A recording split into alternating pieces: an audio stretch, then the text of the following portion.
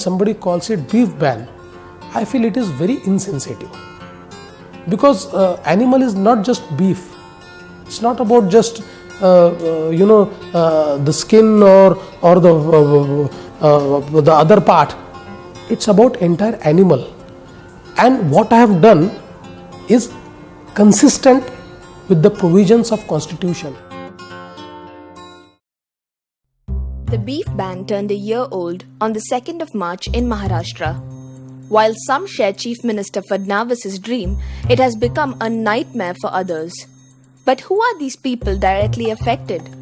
Let us escape our consumerist closets and find out.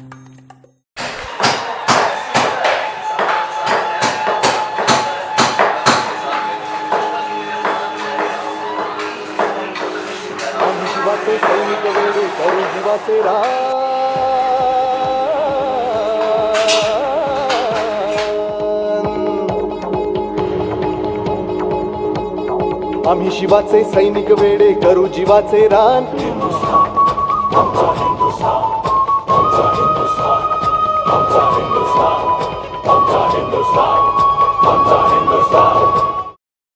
The butchers here are better off than most. They're able to keep their jobs no matter what kind of meat. But lots of industries have followed the herd to a loss because the cow is holier than thou for many reasons. Niranjan Prakash, a senior journalist, breaks it down for us. It's not just about the cow or the buffalo. It's really about the whole cattle industry, and the ban that focuses on the bovine genealogy. So it is not just the cow, but the calf and the bull and so on and so on. It's not about dung, milk and flesh. It is also about the bone calcium. It's also about the leather. It's also about the tallow, and it's also about many other byproducts that a dead animal actually contributes.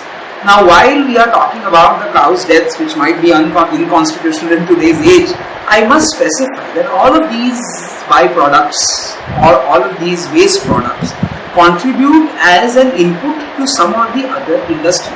So we are talking about the pharmaceutical industry, we are talking about the leather industry, we are talking about, you would be surprised, we are also talking about the food processing and the bakery industry, we are talking about the culinary industry and so on and so forth, which do not just consume the flesh as a product, but there are many other things as well. I mean, all of us vegetarians who have been living in this la-la land thinking that we are being vegetarians, let me tell you that low-end rusk, khari biscuit and vada pav of pav bhaji and the pav of vada pav and pav bhaji is essentially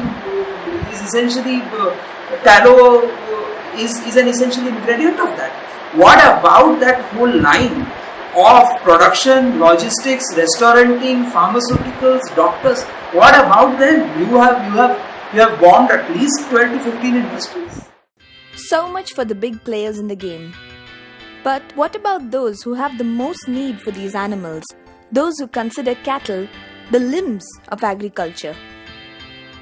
So far as the farmers are concerned, let me tell you, this theory which is put forth that farmers sell their cattle when the cattle is not useful for them is a myth. No farmer. It is only when... You don't believe in this? No, I absolutely don't believe. Because the farmer has a sort of blood relation type relation with his cattle. They never sell it. It is only at the extreme drought situations that they do it. To offer different perspectives, we have Parthasarathi Biswas, a business and agricultural reporter for the Indian Express who has written several articles on the beef ban's impact, and Milind Ekbote, Shiv Sena member and president of the Gau Raksha Abhiyan, an organization against cattle slaughter. The beef ban has just broken the financial backbone of the farmers. It has completely destroyed the agricultural ecosystem, and I really don't know who is benefiting from it, but certainly not the farmer. It's not a ban which is farmer friendly. हमारा दावा है, हम ऐसा एकदम forcefully बोल सकते हैं कि जिस किसान के घर में गाय है वो प्रगति के मार्ग पर रहता है, वो उन्नति खुद की उन्नति खुद कर लेता है, उसको कभी खुदकुशी करने की जरूरत नहीं पड़ती, खुदकुशी का विचार भी उसके मन में नहीं आता. And other than the animals giving milk, they are also kind of a fixed deposit for the farmers. In case of crisis, in case of easy money, in case of real bad crisis when they cannot approach the financial institutions or the banks, they take to selling the animals. आज किसान जो रो रहा है कि उसकी गाय लोग ले रहे हैं, तो एक गवर्नमेंट की जिम्मेदारी है, गवर्नमेंट के एग्रीकल्चरल डिपार्टमेंट की जिम्मेदारी है कि किसान को गौ का महत्व समझाना चाहिए. So I was with animals, they did not commit suicide because there was someone to fall back on. They had an access to money. Now with beef ban, that has also gone. If you see the figures, last year 3,000 farmers had committed suicide in Maharashtra. That would be an all-time high of the last 10 years. So beef ban has a major contribution. केवल गोमूत्र बेचने से एक गाय से 2 करोड़ रुपए मिल सकता है किसान को पूरे उसके जिंदगी में. फिर हम किसान को सवाल करना चाहते हैं, क्या तुम गोमूत्र बेचकर पैसा कमाओगे या कि सोने की अंडा देने वाली मुर्गी काटकर ज्यादा पैसा मिलेगा, ऐसा सोचेंगे? So, I would like to ask you a linking question. In one of your articles, one of your sources said there were Sethjis who were involved in enforcing the ban. I would like to know who these Sethjis are as per your April 10th article and how they profited from the ban. The statement was made by Ravikant Tukkar, who is the Yuva, no? He is the youth president of Swayamani Shetkari. And Shetjis, by Shetjis he means the Jain community. Interestingly, even Raju Shetty is a Jain. He is a Maharashtrian Jain. And according to him, the Shetjis are the ones that are Marwadi Jains, Rajasthani Jains who control the money purse in Mumbai. तो आपको नहीं लगता है कि ये vote bank politics? नहीं, बिल्कुल नहीं है वोट बैंक पॉलिटिक्स. अरे गाय पूरा सेक्युलर है. गाय मुसलमान ने पाली तो भी 2 लीटर ही दूध देता है, और गाय मुसलमान ने पालने के बाद खाद जो है वो खेत में डाल दिया तो उधर कितना पैदाइश होने वाली है. जितना हिंदू के खेत में पैदाइश होगी उतनी मुसलमान के खेत में पैदाइश होगी. गाय पूरी सेक्युलर है. हिंदू को और मुसलमान को समदृष्टि से देखती है. हिंदू ने और मुसलमान ने गाय को भी समदृष्टि से देखना चाहिए. As much as it affects business, perhaps banning cattle slaughter may turn out well after all. But a practical question must be answered. Where will the saved be housed and by whom? Now we have decided to set up facilities where if a farmer feels that he cannot anymore have his cow or his bull, then he can give it to the government and government will take care of it. But what is the action plan about it? Because you promised to start Goshalas. Yes. When will you start it? Very soon. We have already started, and let me tell you, the Jain community has already come forward. They said you may set up government Goshalas, but also allow us to set up. We'll bear entire cost of Goshalas, and they are setting up Goshalas in every district. And they want to go down to every tahsil to set up a Goshala.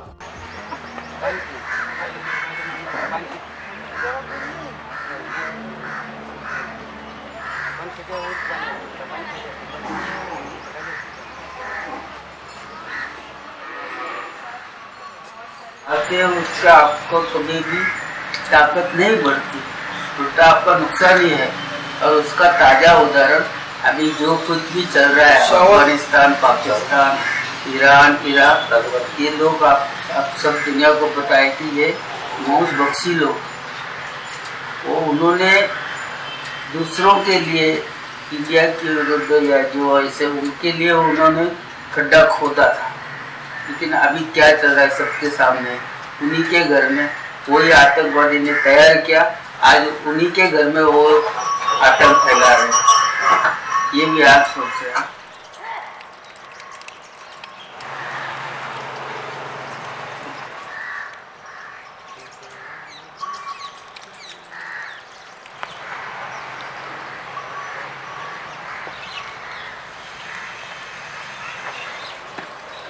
ये रंग के हिसाब से अलग करी गई है? हाँ, रंग से ना, ये गिर गाय है और एक खिलार है और एक जर्सी है. अच्छा. हाँ.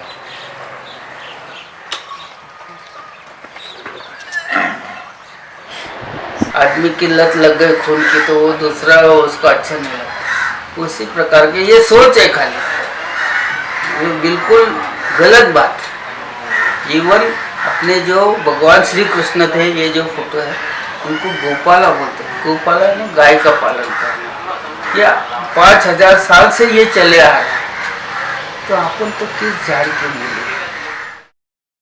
Now let's talk to two farmers from the same state but on different playing fields.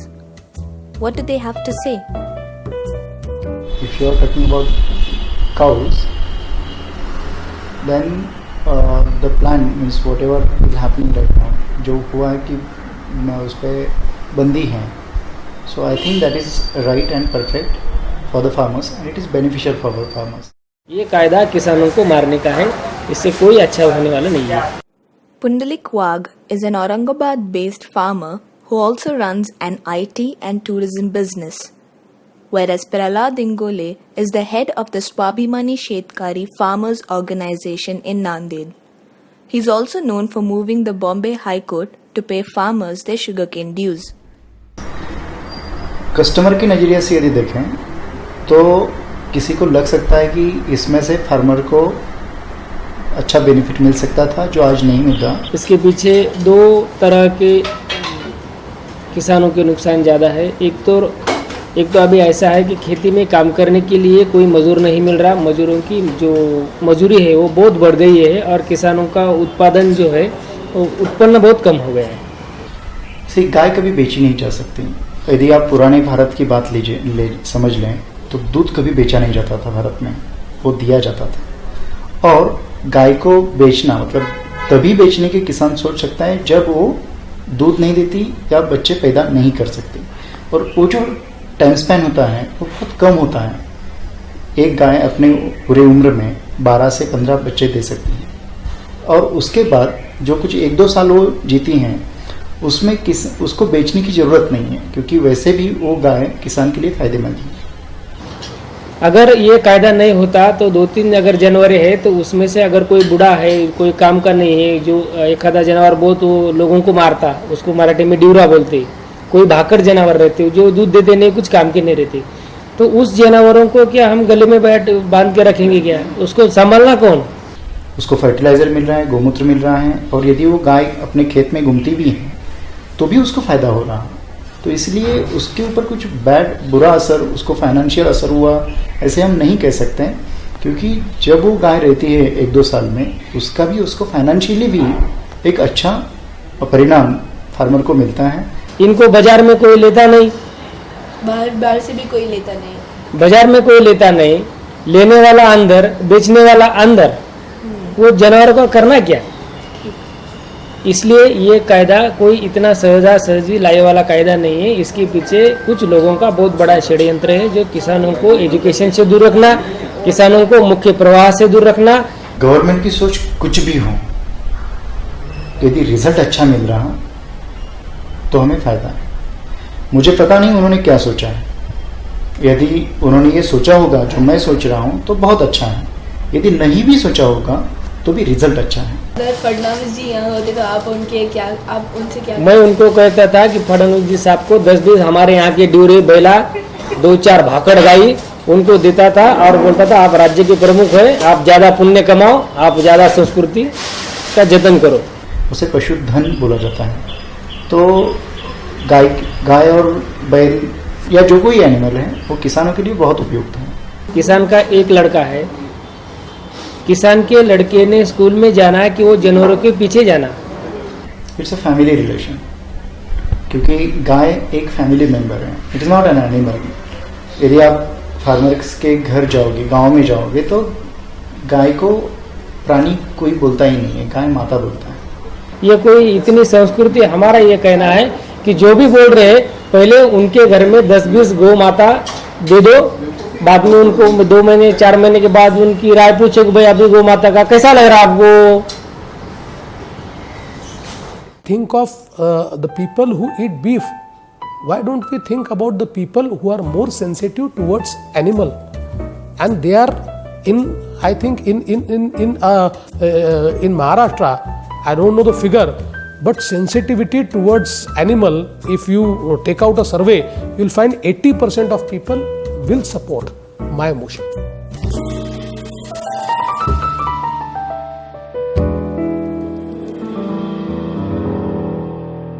What is your opinion on the beef ban and how has it impacted you? Okay. See, that word I don't understand. It hasn't impacted me really. It's unnecessary. I don't think it's affected too many people at all because It's your personal choice whether you want to have beef or not. Okay, I don't eat beef. Well, I don't eat beef. Actually, I don't eat beef. I don't really eat beef. I don't eat beef, so. But we had debates in class. It's just a political stunt. the beef ban has become every media organization's favorite symbol for how intolerant the BJP government really is. Some people actually brought the issues of like Hinduism and everything and Rajputana, like how we worship cow as a god and was like really weird. Actually क्या होता है ना beef में farmers का बहुत ज़्यादा नुकसान हो रहा है इसमें. किसान तो दोनों तरफ से मर गए, एक तो वो बेच भी नहीं सकता और संभाल भी नहीं सकता. But it's hurting sentiment of animals. It should be banned actually. Equally, in my opinion, I think the beef should be banned in India because it's like a holy mother to us. Pork is banned for Muslims. Muslims eat a lot of beef, and I think it should be banned. हम खाएंगे नहीं खाएंगे हमारा problem है. जो खाते हैं उनको खाने दो ना. But I don't think it's right that you have to be told what to eat and what not to eat just because there is a religious lobbying. I think the beef ban is actually a symptom of a fundamental ideology getting backed by a political power, and I think that is just unfortunate. And how has it impacted you? The only impact it has on us right now is when you come and ask, otherwise it has no impact on us. So that was there and How has it impacted you? it hasn't actually. I don't eat beef, so I'm good with KFC. I don't know. I'm sorry. Clearly, the ban makes it difficult to choose sides, which puts us on the horns of a dilemma. Why are the reasons provided behind the government's actions so vague? No questions asked, no answers. Maybe that's why all fronts seem to make sense in their own ways. And looking back, this is our beef with the ban.